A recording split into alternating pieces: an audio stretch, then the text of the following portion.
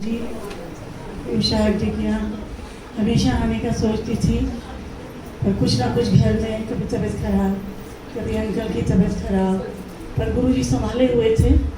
ऐसी कोई सीरियस बात नहीं हुई। हम लोग ना मैं अंकल ना मैं गुरुजी की कृपा से कोई दवाई नहीं खाते। कभी दर्द हो जाता है तो रेस्पिन ले लेते हैं। वो भी मेरी बहू कहती है मत खाया करो, गुरुजी है ना साथ में, गुरुजी का जल पियो। सो मैं क्या बोलूँ गुरुजी के लिए। गुरुजी जैसा कोई नहीं। गुरुजी इस दुनिया में लोगों को, हम लोगों को उधार उपकार करने आए। गुरुजी खाली एक मनुष्य जन्म लिया और किसी को पता नहीं चलने दिया काफ़ी दिनों तक कि भाई कौन है ये गुरुजी। ना मेरा बेटा कारगिल की लड़ाई में मौत के मुंह में जाता और ना मैं पूरन गुरु से मिलती। मैं ये नहीं कहती कि मेरे बेटे को जाना था तो मैं बहुत ग्रेटफुल हूँ, पर चांस ऐसा बन जाता है कि जब आप गुरु से मिलते हैं। मैंने गुरुजी की, मैं किसी गुरु को नहीं मानती थी। मैं वह छोटेपन से इतनी बड़ी थी तो मैं शिव मंदिर में जल चढ़ाया करती थी। मैं राजस्थान से, भरतपुर स्टेट से रहने वाली हूँ। तो मेरी नानी भी शिव जी की पूजा करती थी। She was a window but she looked after us. उनको दर्शन भी हुए शिव जी पार्वती के। हमारी ज़िंदगी बढ़िया चल रही थी। मैं आर्मी ऑफिसर की कर्नल की वाइफ हूँ। मेरे हस्बैंड अभी 90 ईयर्स के हैं। He is 11 years Elder than me. अच्छी ज़िंदगी चल रही थी और दोनों लड़का, जो मेरी बेटी है उसके हस्बैंड, उसका रविंद्र सिंह महान, he was on in air force. फिर फाइटिंग, मतलब लड़ाई में लड़ने वाले। और दोनों बच्चे मेरे हस्बैंड ने कहा कि जैसे मैंने लड़ाइयाँ लड़ी हैं 65 की, 71 की और 62 की, मैं अपने बच्चों को आर्मी में ज्वाइन करूँगा। और मेरे बच्चे दोनों आर्मी में ज्वाइन हो गए। बड़ा वाला सियाचिन में पोस्टेड था 99 में। छोटा वाला कारगिल की लड़ाई 6 महीने पहले शादी हुई थी। मेरी बहू के हाथ की मेहंदी भी नहीं उतरी। वो हनीमून के लिए श्रीनगर पहुंच गए और वहाँ मैंने कहा तुम इंजॉय करके आना। इतने में क्या हुआ कि उसको मैसेज आया कि लड़ाई शुरू हो गई है मई-जून 99 में, तो घर नहीं आना है, सीधा कारगिल पहुँचना है। उसको द्रास बोलते थे, द्रास कारगिल को। वहाँ मेरा बेटा पहुँच गया। 6644 जिसकी गाड़ी हो हटा लो प्लीज। तो मेरा बहुत बड़ा सत्संग है। अगर आपको पूरा सुनना है तो आप YouTube पे जाके आप, जिसमें कि मैं एक एक वर्ड मैंने एक 2-2 घंटे में बोली हूँ यहाँ, और लोगों को भी बोलना है। तो मैं सिर्फ ये बताना चाहती हूँ कि जब ज़िंदगी चल रही थी अच्छी खासी, मैं अशोक होटल में आई, काम किया और मैं 16 साल में शादी हो गई और 20 साल में मेरे 3 बच्चे हो गए, जिसमें बड़ी बेटी, फिर एक बेटा। बेटी के हस्बैंड ब्रिगेडियर रैंक पे, फिर वो BSF पुलिस में आ गए। फिर मेरे दोनों बच्चे, अभी बड़ा वाला बेटा 58 ईयर्स का है, छोटा वाला अभी रिटायर हुआ है। और वो रिटायर वाली बात कभी हम सोच नहीं सकते थे। आर्मी कभी सोच नहीं सकती थी कि ये लड़का जो कोमा में चला गया है वो कभी उठ सकता है। अगर उठेगा तो पैरालिटिक अटैक होगा या वो कुछ ना कुछ है। जब जाती थी डॉक्टर के पास, लड़ाई चल रही थी, लोग मर रहे थे, शहीद हो रहे थे, तब मैं डॉक्टर से कहती थी मेरा बेटा कब उठेगा। कहते हो सकता है 4-5 साल, हो सकता है कभी ना उठे, हो सकता है बिस्तर में ही रहे।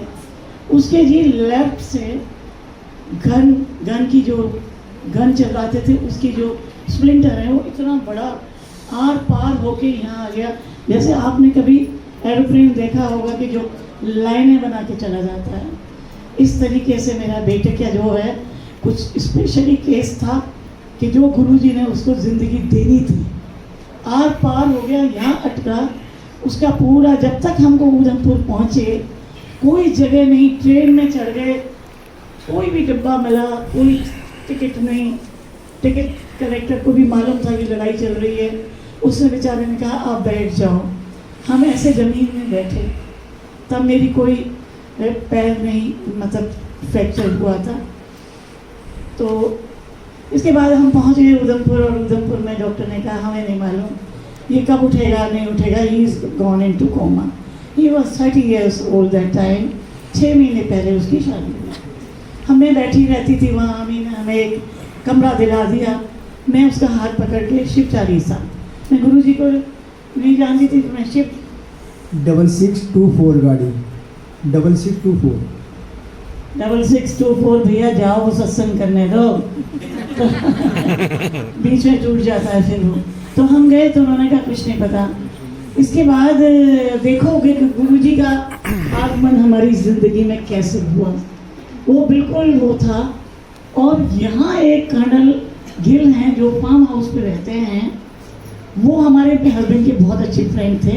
उनको जब बताया कि हमारा बेटा मौत के मुंह में है, वो नहीं उठ सकता, उसके गोलियां लगी हैं, पूरा सिर काट के जितना निकल सकता था निकाल दिए। अंदर छोटे छोटे गोलियों की गोली नहीं थी, मतलब वो छर्रे थे छोटे छोटे, आज भी पड़े हैं संगत जी, आज भी। 56 साल का बेटा, जब गुरुजी ने उसको ज़िंदगी दी तो ये कहा रेनू आंटी ये मैं इसको ज़िंदगी भी दे रहा हूँ, इसको ठीक भी करूँगा, ये ड्यूटी पे भी जाएगा। मैं गुरुजी कहाँ से ड्यूटी जाएगा उसको, तो अब मैं बता दूँ बीच का हिस्सा। इसके बाद उन्होंने कहा कि गुरुजी के पास गए, गुरुजी हमारे कर्नल नरेंद्र सिंह हैं, उनका बेटा है 30 साल का, अभी भी शादी हुई है और वो मौत के मुंह में है। 2 दफ़े बोला, 3 दफ़े बोला, दूसरे दिन गए। ये बात मुझे बाद में पता चली। तो गुरुजी कहते लगे उससे मैं ब्लेस कर दूंगा ओनू दिल्ली आंदे। अब ये बताइए जो बच्चे को वहाँ ख़त्म है उसको किसी फ्रेंड ने बोला और गुरुजी ने उसी वक्त ब्लेस कर दिया कि उसको दिल्ली आन दे। ये बात मेरे दिमाग में नहीं आई क्योंकि मैं गुरुजी को नहीं जानती थी कि गुरुजी को सब कुछ पता चल रहा है। मैं तो नॉर्मल जैसे अपने बेटे की वजह से गई। खैर उसको होश आ गया, होश आ गया तो वो he was 2.5 years old boy. He could not walk properly because he fell from a पहाड़ी से गिरा था। यहाँ तो उन्होंने जितना करा, उन्होंने कहा पूरा अगर हम खोलेंगे तो ये लड़का मर जाएगा टेबल पे, क्योंकि छोटे छोटे चल रहे हैं। और आज के डेट में भी उसका MRI नहीं होता देखने के लिए कि भाई तुम्हें सिर दर्द होती है तो क्यों होती है, सिर्फ CT स्कैन होता है, उसमें 6-7 छर्रे आज भी हैं। खैर गुरुजी ने जब हम अब मेक इट शॉर्ट कि हमें RR अस्पताल में आ गए, बुला लिया। वहाँ उसकी याददाश्त चली गई, कुछ नहीं मालूम उसको। मैं खुद नहलाती थी 30 साल के बच्चे को, मैं और मेरी बहू जैसे छोटे बच्चे को नंगा नहलाती, उसको कुछ नहीं मालूम कि मैं नंगा हूँ या मुझे शर्म है। हम नहलाते थे, कपड़े बनाते थे, लिटाते थे। डॉक्टर ने कहा इसके मुंह में कुछ ऐसी चीज़ दो उसको सॉफ्ट वाली, तो वहाँ जहाँ रहती थी वहाँ से सॉफ्ट आलू का पराठा थोड़ा सा डाला, बस यही बोलता था अच्छा है अच्छा है अच्छा है, हैं। और इंग्लिश भी बोल देता था। नहीं तो डॉक्टर ने कहा कि इसकी तो लैंग्वेज भी चली गई है, हमें कुछ नहीं मालूम। खैर उठ गया, RR में आ गया। RR में जो भी आता था उसके पास एक जेब में चिट्ठी रखते थे, कैप्टन RK सिंह, राजीव कुमार सिंह। कहीं अगर ये उसमें लिखा होता था कहीं ये गलती से चला जाए तो इसको इस जगह पे पहुंचा दो, ये एड्रेस है, ये कर्नल नरेंद्र सिंह का लड़का है। RR में एक सिपाही रात को रहता था, एक एयरफोर्स का दिन में रहता था, हर टाइम ड्यूटी पे। आर्मी ऑफिसर के तो अटेंडेंट जो होते वो तो छोड़ देंगे तो वो तो चल पड़ेगा, और चल पड़ा था। एक दफ़े पहुंच गया आगे तो जल्दी से उसकी नींद खुली और उसको पकड़ के लाया एयरफोर्स। इस तरह की हालत थी। तब हमारे पास एक भगवान के रूप में कर्नल गिल थे, जो गुरुजी बहुत प्यार करते थे, बहुत क्लोज थे। क्योंकि इंदू गिल आंटी का मुझे मालूम है, जब मैं क्लब में जाती थी वो एक पेंडेंट पहनती थी जैसे मैंने पहना है। कहते ये कौन है? कहते ये गुरुजी हैं। मैंने कहा तुमको तो ब्लड कैंसर हुआ? कहते हाँ मेरे को ब्लड कैंसर हुआ और मेरे को कहा था तुम ठीक नहीं हो सकती डॉक्टर्स आर्मी के। पर ये गुरुजी के पास गई और गुरुजी ने मुझे लंगर खिलाया। मुझे समझ नहीं आता था वो लंगर क्या होता है कि मैं ठीक हो गई। वो आज जिंदा है, छोटी है मेरे से, जिंदा है और उसके बच्चे हैं, उसके पोते पोती सब हैं। तो वो कहने लगे कि रेणु आंटी तो नहीं बोलते थे, हमें क्या मालूम आंटी, वो तो मिसेस नरेंद्र सिंह कहते थे क्योंकि सीनियर थे मेरे अफसर। कहते चलो एक गुरुजी है, चलोगी? मैंने कहा मैं जब उधमपुर में मैं कैंडल जलाई, क्या कहते हैं उसमें, चर्च में गई, किसी ने कहा एक मज़ार है वहाँ जाओ, किसी ने कहा ये मज़ार है वो जाओ, शमशान भूमि में एक मज़ार है वहाँ जाओ, गुड़ चले खिलाओ और बंदर को ये खिलाओ ये खिलाओ। मैंने कहा मुझे कहीं ले चलो। वहाँ एक शिव जी का मंदिर था, उधमपुर कोई जाए तो मैंने पूरी ज़िंदगी में पूरे दुनिया में वैसा मंदिर नहीं देखा। Rameswaram is different. उधमपुर में जो जमुना है, गंगा है, वो बहती है शमशान घाट पे, और वो शमशान, वो जो गंगा की महत्व इसलिए है कि उसमें जब मर जाते हैं लोग तो उसमें जब शव डालते हैं तो वो हड्डियाँ नहीं रहती, गायब हो जाती हैं। तो वहाँ मंदिर था जिसमें 50 शिवलिंग थे और मैंने कहा ठीक है, मैं तो शिव जी की भक्त हूँ। तब तक गुरु जी को नहीं जानती थी, मतलब ये गुरु जी हैं। मैं सही जगह में आ गई। मेरे को मतलब मैं उनको जब तक मैंने माथा नहीं टेका, जब तक मैं शिव जी की भक्त हूँ, मुझे गुरु जी का रूप दिखा भयानक, एकदम जटा और उसकी गंगा बह रही और पूरे ये जो पहना है वो खाल उसकी शेर की, और वो सब दिखे। 2 मिनट के लिए मैं डर गई। फिर उन्होंने कहा आप रेणु माथा टेको, और मैंने गुरु जी के पैर पकड़ लिए। मैंने माथा क्या टेका, मैंने गुरु जी के पैर पकड़ लिए। सूट पहनी हुई थी पंजाबी, और मेरा सूट उनके चरणों में रोती रही 1-2 मिनट। मैंने अपने गुरु को अपने आंसुओं से धोया। मैंने अपने गुरु ने करवाया आंसुओं से मेरे चरण हुए, और गुरु जी ने कहा आंटी, रेणु आंटी, किसी ने नहीं बताया, मुझे क्या मालूम ये मेरा नाम जानती, किसी ने बताया होगा। यहाँ एक जगह खाली थी, इतने बैठी, चिंता नहीं करनी, इतने बैठी। मेरे हस्बैंड ने इतने सालों में अगर बताया है कि जब मैंने गुरु जी के चरण पकड़ के रोया तो गुरु जी कहते तेरा बेटा ठीक करूँगा, ब्लेस कर दूँगा, चिंता ना कर कर्नल अंकल। ऐसे करके मैं बैठी, चाय आई, चाय पी, इतने में भगदड़ मच गई। पहले गुरु जी जब ने बोला कि प्रसाद ले लो, सब लोगों ने बताया जैसे ये जो बिटिया ने किया है, इनके जो फादर, क्या नाम है उनका, है नहीं, आरती के जो फादर हैं सिंगला अंकल। सिंगला अंकल नहीं थे, सिंगला अंकल को मैं तब नहीं जानती थी, पर वो सिंगला अंकल से कहा ये आंटी को बिठाओ, पानी दो, जल दिया। मैं रोती रही और मैं एक साइड में बैठ गई। फिर गुरु जी ने मेरे को बुलाया कि ये लोग ऐसे छोटे छोटे हाथों से देते थे, हम ऐसे हाथ करते थे, हमारे हाथ में वो प्रसाद नहीं आता था।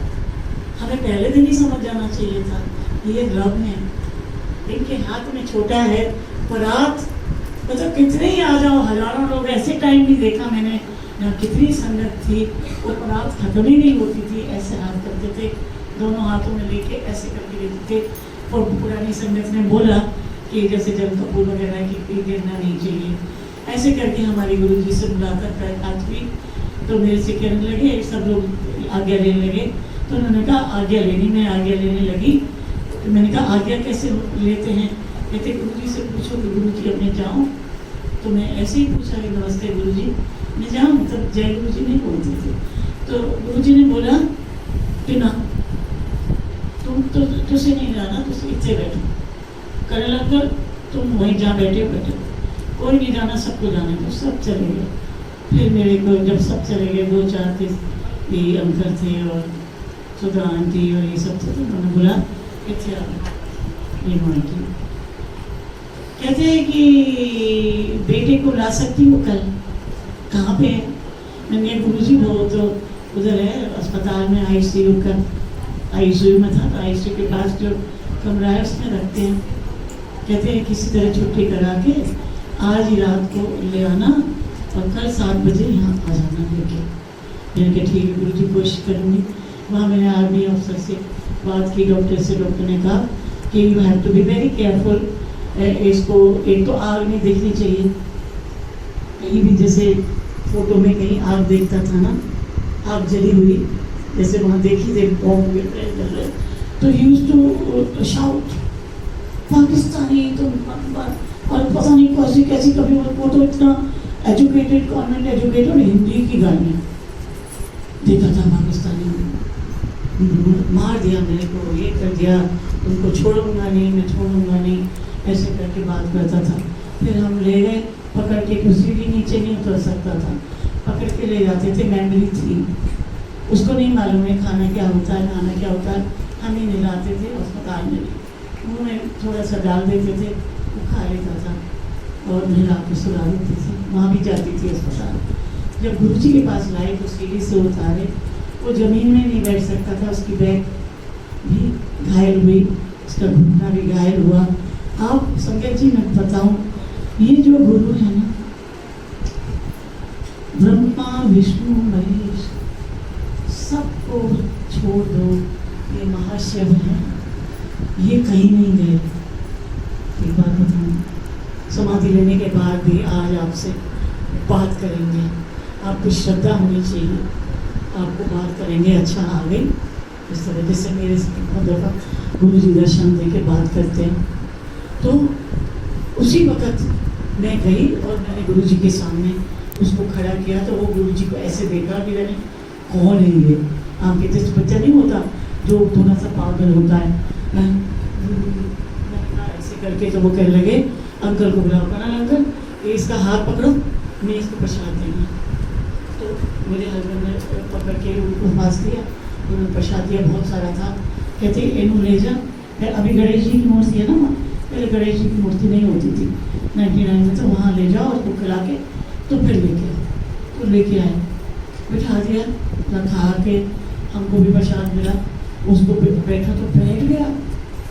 आप देखो बैठा, फिर वहाँ शोर मचा कि वहाँ वो एक मैट लगा देते थे, फिर 2 लोग इधर 2 लोग इधर, एक थाली में खाना होता था एम्पायर स्टेट में उस वक्त, और उसमें खाते थे 2 रोटियाँ। जैसे मेरे को तो आदत होती 2-3 दफ़े जा चुकी थी, तीसरे दिन तो ले गई मैं। तीसरे दिन में गुरु जी ने बहस किया, कह रहे और उसको दे दी रोटी। कहते वो दूसरे की भी रोटी खा गया, 2 रोटी, कहाँ रोटी खाता नहीं था, मुँह में छीन छीन के खा रहा है। गुरु जी देख रहे हैं, और फिर उसको मिर्ची लग रही है, चटनी खा गया, आंसू टपक रहे। मैंने कहा, मेरे गुरु जी को कहा, गुरु जी कहते बिल्कुल चुप, रोक रहा नहीं। वो जो आंसू थे वही तो उसके सब ब्लेसिंग थी। आज हम रोते हैं तो आंसू गिरते हैं, उनको संगत जी चाहते, वो गुरु जी की भक्ति के आंसू हैं, वो जो गुरु जी का अमृत है, जो हमारे आंखों से गुरु जी ने उसको करवाया और इसके बाद खड़ा किया और कहते ये नो ले जाओ और इसको बाहर ले जाओ अंकल, मैं आंटी नाल गल करनी है। मैंने कहा हाँ गुरु जी। कहते एनू नहीं लाना, अब मेरी ब्लेसिंग चलेगी और इसका जो ब्रेन का चल रहा है वहीं अस्पताल छोड़ दो, ख्याल रखो, और तुम कल सुबह जाके मार्केट से इतना बड़ा 2 लीटर का जग लाना, डेंट नहीं होना चाहिए, चमकता हुआ, मैं सारी दुनिया में, और इसको नहीं लाना, तुम ही उसकी आंदे रहो। मैंने कहा ठीक है गुरु जी। मैं दूसरे दिन जग लेके गई, जब एक साथ में रखा था, जब सब लोग लंगर खा लिया, सब कर लिया, तो गुरु जी ने सबको आज्ञा दे दी। तो कहते हैं गुरु जी इतनी प्यारी सी आवाज़ जो मेरे कानों में अब तक गूंजती है, लेकिन आंटी वो जल लाई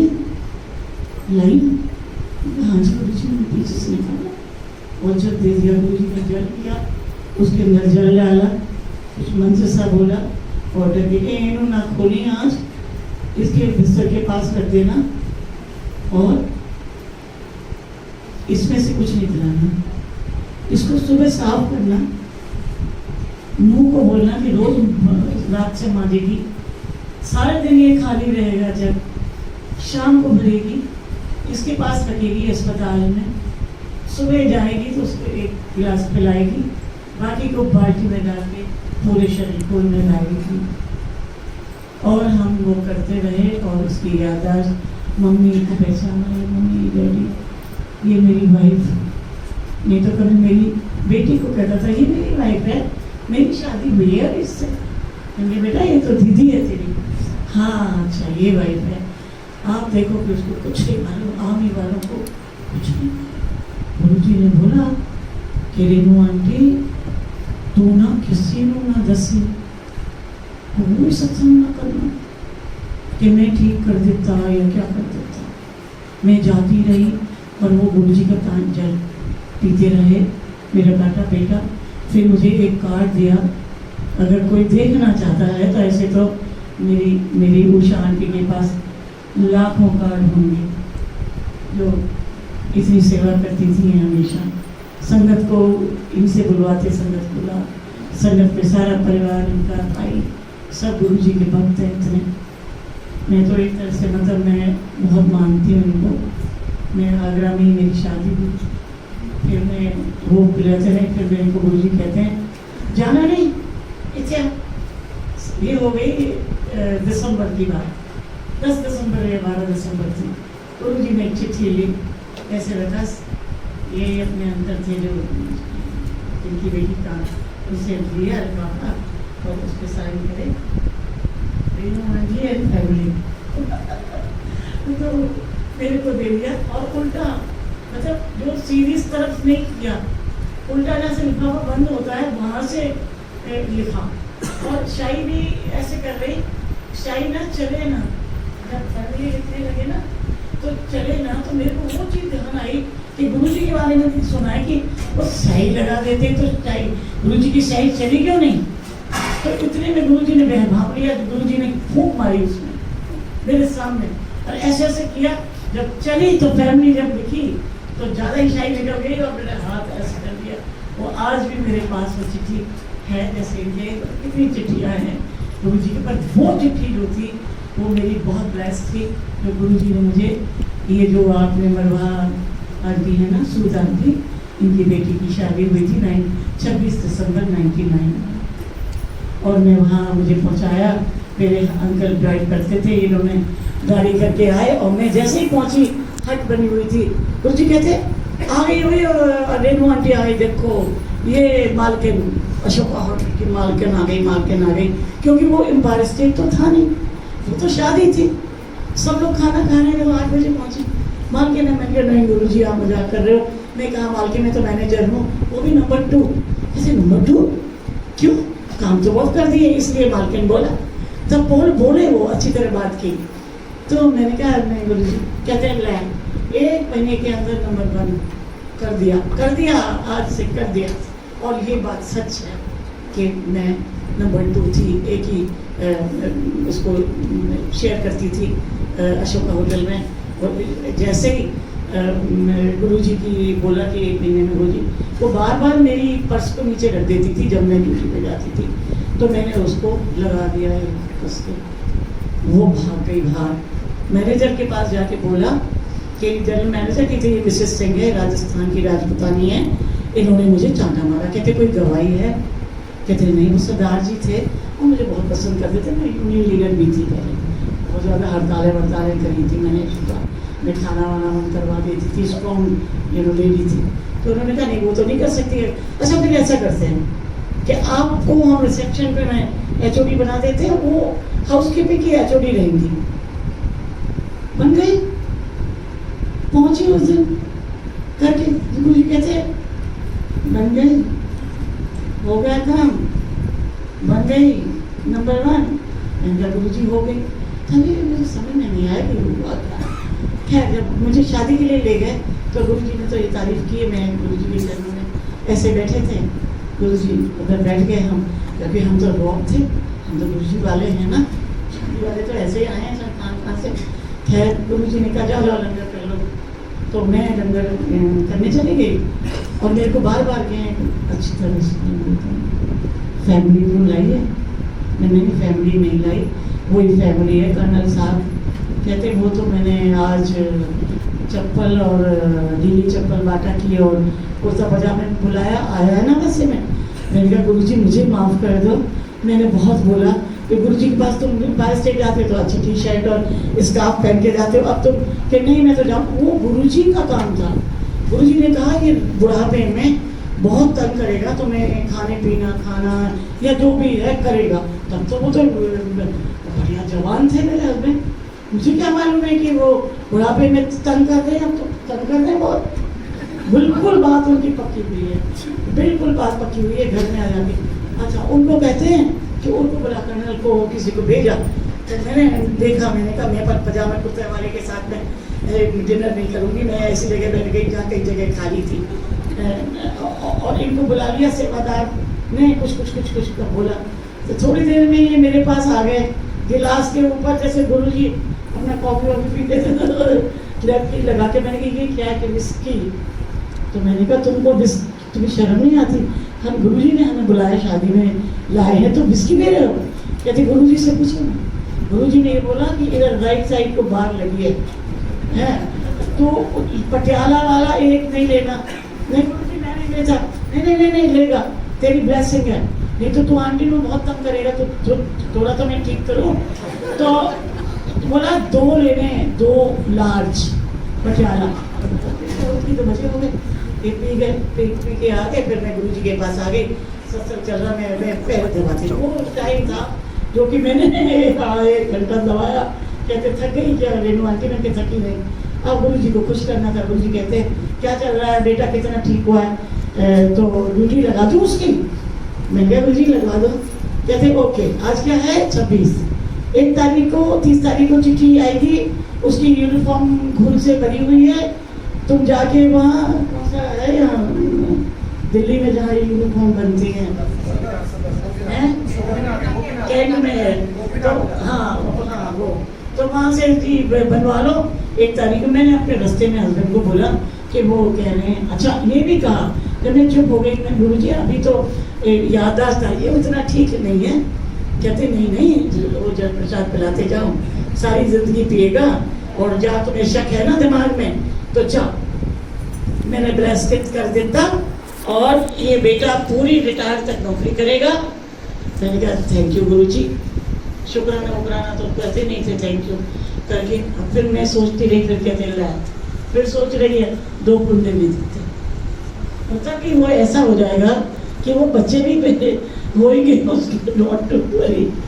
और 30 तारीख को लेटर आया है और 1 तारीख को मेरे हस्बैंड यहाँ ले गए, पकड़ के ले जाते थे, बिठा देते थे। 61 कैवलरी में ऐसी घोड़ों की रेजिमेंट है ना, जिसमें ये प्राइम मिनिस्टर के घोड़े ये बग्गी चलती है, सॉरी प्रेसिडेंट की, वहाँ सब कोई काम नहीं था कि इसमें साइन करने थे, और साइन भी वो नहीं थे जो पहले थे। ऐसे मच्छर सा मारता है, वो अभी भी वही वैसा ही मारता है मच्छर जैसा। ये सब खत्म हो गया ना, तो फिर वहाँ भेजा, वहाँ बस घोड़ों से बात करता था और वहाँ के सिपाहियों से बात करता था, तुम कौन सी रेजिमेंट की हो ये वो।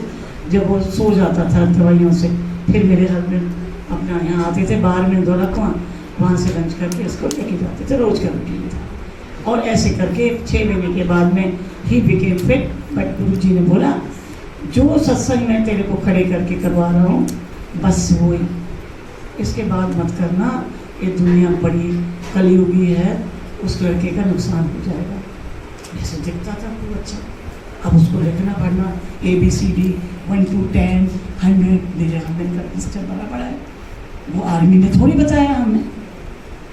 वो धीरे धीरे गुरुजी के चल पी के उसको तो सब कुछ आ गया। अगर अभी आप उसको पूछो, ये can write anything about world, is so intelligent.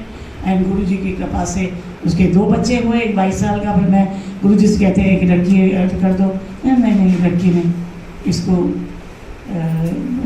लड़का ही हुआ, 2 मुंडे हम लोग बोल गए। आज वो सब अच्छा कर रहे हैं। और जो बच्चा है ना 22-24 साल का, उसकी इतनी 3000 लोगों में उषा, उसकी बेंगलोर में, चेन्नई में उसने सॉफ्टवेयर इंजीनियर की और इतनी बढ़िया कंपनी में इसकी जॉब लगी। वो गुरुजी का जो तस्वीर स्वरूप जो हमको दिया ना, वो 6-7 थे मेरे पास, तो मैंने उसको दे दिया। वो गया जब जेब में रखे, और 3000 में सिर्फ 3 बच्चे 2 तमिल और एक ये अपना नॉर्थ इंडियन सेलेक्ट हुआ है। इस अभी बेंगलोर में काम कर रहा है। छोटा वाला सनार में पढ़ रहा है। He is in class 11th गुरुजी की कृपा से। और आज सब ठीक है, वो रिटायर हो गया है। अभी आने वाला है 30 दिसंबर को रिटायर हो गया 56 से। उसमें आर्मी में रैंक के हिसाब से रिटायर होते हैं, ऐसा नहीं होता कि 58 में होते। और गुरुजी की बहुत बहुत इतने सत्संग हैं गुरुजी के, मैं बता नहीं सकती। वो एक कि मतलब पटियाला हाउस जा रही तो मेरी गाड़ी उड़ा दी, मेरा केस था बहुत पुराना, वो उस जज हटवा दिया। फिर वहाँ से आके कहते तेरा केस 10 साल पहले मैंने तेरा रफा दफा कर दिया, तुम आज़ाद है, अभी तुम आज़ाद हो। सब कुछ किया और कर रहे हैं अभी भी, इतना कर रहे हैं। ये अंकल को जो 90 साल में जिंदा रखा है ना, ये इन्होंने ही रखा है। अब मैं कह रही हूँ गुरुजी अभी ये बहुत तंग करते हैं, तो आपकी क्या आज्ञा है? मैं ये भी नहीं कह सकती, मैं ये भी नहीं कह सकती ले जाओ इनको अपने पास। अपने पति के लिए कौन बोलेगा?